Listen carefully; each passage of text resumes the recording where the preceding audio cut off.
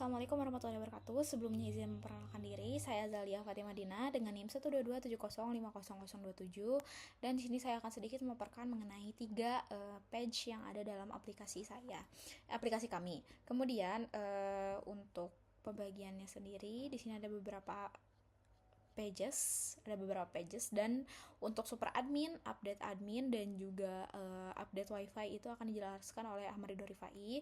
Kemudian onboarding dan juga siwap itu akan dijelaskan oleh Angga Gustian. Kemudian login wifi dan search wifi page itu akan dijelaskan dan dipaparkan oleh Citra Aulia. Dan untuk add admin page, setting page dan juga list admin page akan dijelaskan oleh saya sendiri. Yang pertama adalah halaman add admin underscore page. Nah, yang pertama di bagian atas tentu saja pasti ada import statement ya. Nah, untuk yang Flutter Material.dart ini adalah untuk mengimport pustaka material dari desain Flutter untuk membuat UI seperti scaffold, app bar dan lain sebagainya. Kemudian di import bagian kedua ini ada list admin underscore page. Nah, ini untuk mengimpor halaman daftar admin dari list admin page untuk navigasi setelah admin berhasil ditambahkan. Kemudian di bagian service user service ini untuk mengimpor layanan backend untuk menangani registrasi admin. Dan yang terakhir ada app user, ini untuk mengimpor model data app user untuk mengelola data admin. Kemudian selanjutnya ada deklarasi kelas dan stateful widget. Nah, untuk deklarasi stateful widget ini memungkinkan perubahan data untuk memperbarui UI secara dinamis. Dan create state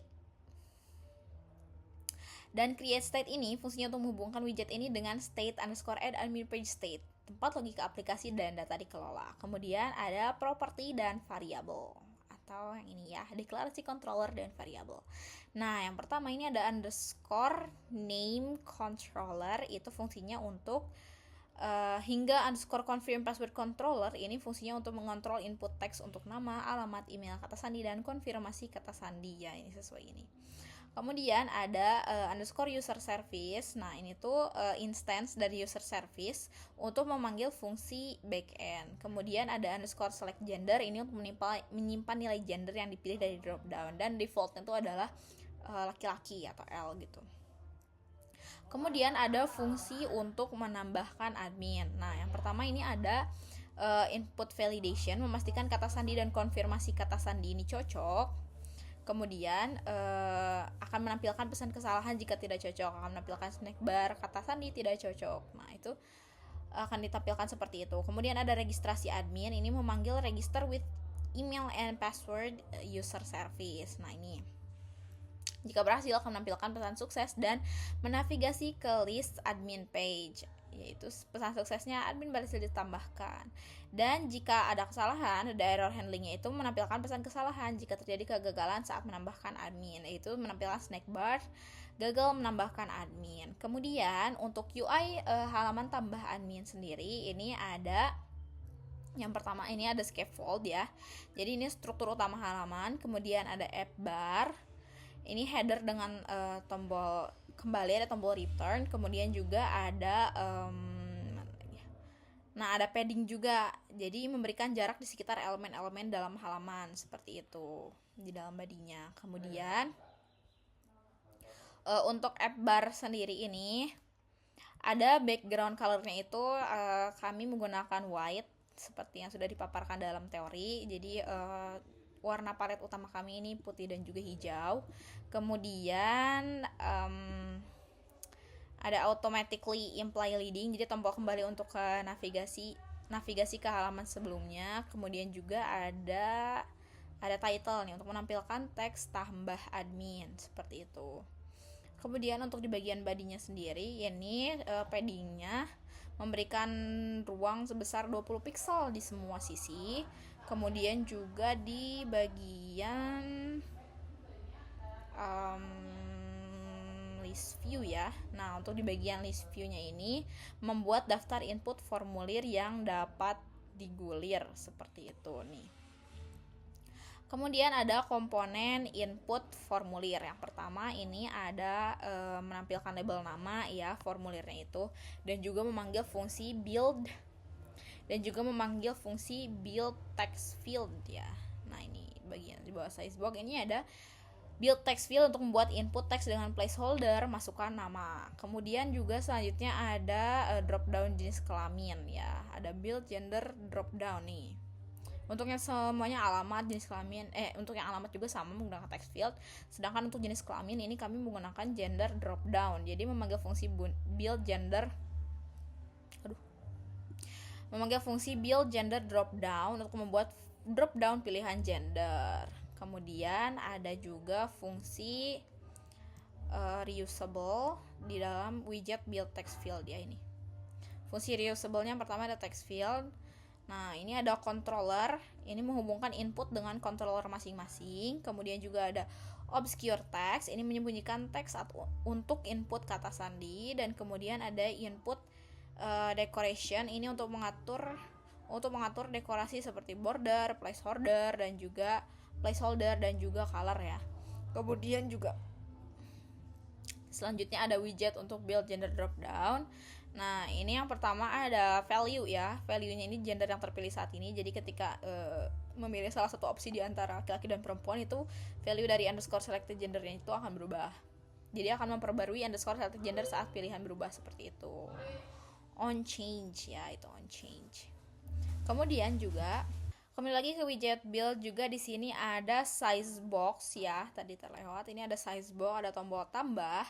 Jadi ketika di on press itu akan memanggil fungsi underscore add admin untuk menambahkan admin, dan stylenya itu warna hijau untuk tombol seperti yang sudah disebutkan. Kemudian juga ada childnya untuk menampilkan teks tambah. Nah, seperti itu untuk halaman add underscore admin. Selanjutnya kita akan beralih ke halaman list underscore admin underscore page. Nah, untuk di list underscore admin underscore page ini juga pasti sama, yang paling atas pasti ada import statement tentu saja. Dan untuk yang import statement ini yang pertama ada digunakan untuk widget bawaan Flutter, untuk mengimport widget bawaan Flutter sama. Kemudian untuk mengimpor layanan untuk mendapatkan data admin dari backend. Kemudian juga untuk mengimpor model app user yang merepresentasikan data admin. Kemudian selanjutnya ada deklarasi kelas di sini. Dan deklarasi kelasnya itu ada menggunakan stateful widget. Jadi karena data admin dapat berubah, misalnya melalui pencarian. Jadi dengan menggunakan stateful widget ini memungkinkan UI untuk memperbarui tampilan seperti itu. Kemudian juga di sini ada list underscore admin. Nah, ini ada state. Nah, jadi kelas state ini untuk mengelola data dinamis, misalnya daftar admin, status loading, dan lain sebagainya. Kemudian juga ada properti dalam state. Nah, yang ini yang admins ini untuk menyimpan sumber data admin. Kemudian untuk yang filter admins ini untuk menyimpan data admin setelah di filter atau disaring berdasarkan pencarian. Kemudian di isLoading ini juga mengindikasikan apakah data sedang diambil. Dan yang terakhir adalah search controller untuk mengontrol input teks untuk pencarian. Kemudian selanjutnya ada fungsi fetch data admin ya ini. Yang pertama ini ada fetch admins, ini mengambil data admin dari backend melalui user service. Kemudian ada set state, ini untuk memperbarui UI dengan data admin yang baru atau menonaktifkan loading jika terjadi error. Dan juga ada scaffold message ya, yang akan menampilkan pesan error dari snack bar itu gagal mengambil data admin seperti itu. Kemudian juga ada fungsi filter data ya. Jadi filter admins ini untuk memfilter daftar admin berdasarkan nama atau role ya, atau perannya. Ada super admin dan juga admin biasa. Kemudian ada life cycle method. Ada life cycle method, init state-nya itu adalah untuk memuat data admin pertama kali dan menambahkan listener untuk memperbarui hasil pencarian. Kemudian selanjutnya ada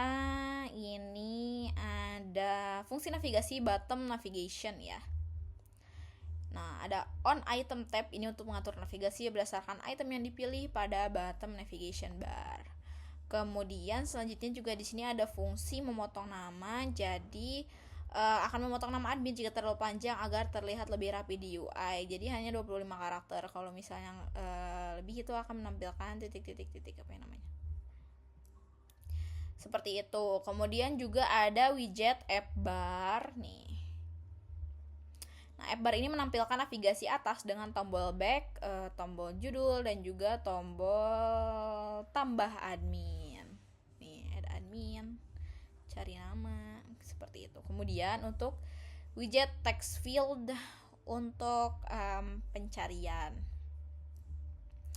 Oke, selanjutnya ini ada widget text field untuk pencarian. Nah, di sini juga text field ini fungsinya adalah untuk menginput teks untuk mencari admin berdasarkan nama atau role nih. Jadi di hint teksnya juga seperti itu, cari nama atau role admin. Kemudian juga di sini ada body ya. Body-nya ini merupakan daftar admin. Jadi isLoading ini fungsinya untuk menampilkan indikator loading jika data sedang dimuat. Kemudian ada filter admin is empty. Nah ini menampilkan pesan jika tidak ada hasil pencarian, jadi tidak ada admin yang cocok, seperti itu. Kemudian juga ada list view.builder. Builder ini untuk menampilkan daftar admin dalam bentuk kartu ya, dalam bentuk card, seperti itu. Kemudian juga ada bottom navigation bar. Nah, untuk bottom navigation bar ini adalah navigasi bawah dengan animasi untuk transisi tab, seperti itu. Jadi ada seperti biasa, kalau yang ini ada menu utama di bawah, ada tambah wifi, ada pengaturan, seperti itu. Seperti itu mungkin untuk list admin underscore page. Selanjutnya kita akan beralih ke setting underscore page. Nah, untuk setting underscore page sendiri, yang pertama sama pasti ada import statementnya juga. Nah, untuk import statementnya ini, yang pertama-tama mengimport pustaka material desain untuk komponen UI ini dari Flutter ya, seperti scaffold, app bar, dan text dan sebagainya. Kemudian juga ada cloud underscore Firestore itu untuk mengimpor pustaka untuk interaksi dengan database Firestore. Dan yang terakhir adalah mengimpor pustaka Firebase Authentication untuk mengelola autentikasi user. Nah, pertama ini ada deklarasi stateful widget. Untuk stateful widget sendiri, ini halaman yang dapat menampilkan data yang berubah secara dinamis. Kemudian juga ada create state, ini untuk menghubungkan dengan kelas underscore settings page state. Nah, ini tempat logika aplikasi dikelola. Kemudian ada state dan variable ya. Ini yang pertama ada variable string, ini untuk menyimpan informasi pengguna seperti nama, email, address, alamat, role atau peran, seperti itu. Kemudian juga ada underscore selected, ada underscore selected index juga ya. Jadi indeks halaman aktif di bottom navigation bar. Kemudian juga ada fungsi init state ini. Nah, fungsi init state ini fungsinya adalah dipanggil saat widget pertama kali dibuat untuk menginisialisasi data pengguna dengan memanggil underscore fetch user data ini. Kemudian ada juga fungsi underscore fetch user datanya tersebut. Jadi yang pertama di sini ada firebase out.instance.current user. Ini untuk mendapatkan pengguna yang sedang login. Kemudian juga ada firebase firestore.instance.collection users, ini untuk mengambil dokumen pengguna berdasarkan ID. Dan juga ada set state nih, ada set state untuk memperbarui UI dengan data pengguna, seperti itu. Kemudian selanjutnya ada fungsi logout. Nah, untuk fungsi logout sendiri di sini ada show dialog untuk menampilkan dialog konfirmasi dialog. Kemudian ada firebase auth.instance.signout, ini untuk mengakhiri sesi user. Kemudian juga ada navigator.ofContext, push name and remove until, ini untuk navigasi ke halaman login, seperti itu. Kemudian juga ada navigasi bottom navigation bar. Nah, yang pertama jadi on item tab, ini untuk memperbarui indeks yang dipilih dan navigasi ke halaman terkait ya, seperti itu. Kemudian juga ada fungsi build, ada widget build ini. Yang pertama ada app bar, ini untuk header halaman. Kemudian juga di sini ada body ya. Of course ada body untuk menampilkan detail user, dan juga ada bottom navigation bar, itu pasti ada nih. Bottom navigation bar untuk menampilkan navigasi di bawah, seperti itu. Kemudian untuk komponen dalam body sendiri,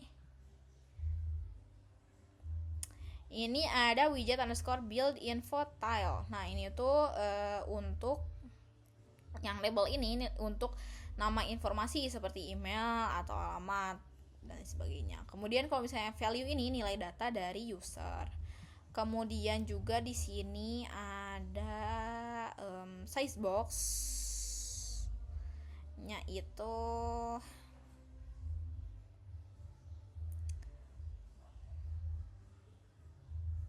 kemudian juga di sini kembali ke atas yang di widget build ini ada sizebox untuk tombol logout. Jadi ini untuk tombol logoutnya sendiri warnanya kami setting merah seperti itu.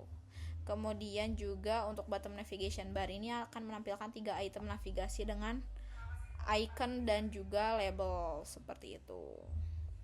Mungkin cukup sekian untuk pemaparan di halaman setting underscore page, dan juga ya ini untuk widget underscore build iconnya seperti yang sudah dipaparkan, semuanya juga di setting untuk tidak jauh dari warna hijau dan putih kecuali yang tadi bagian logout ya, seperti itu. Kemudian juga tentu saja pakai padding dan lain sebagainya seperti itu. Mungkin cukup sekian pemaparan yang bisa saya paparkan mengenai 3 halaman dari aplikasi kami, yaitu aplikasi Siwap. Mohon maaf apabila ada kesalahan. Terima kasih atas perhatiannya. Wassalamualaikum warahmatullahi wabarakatuh.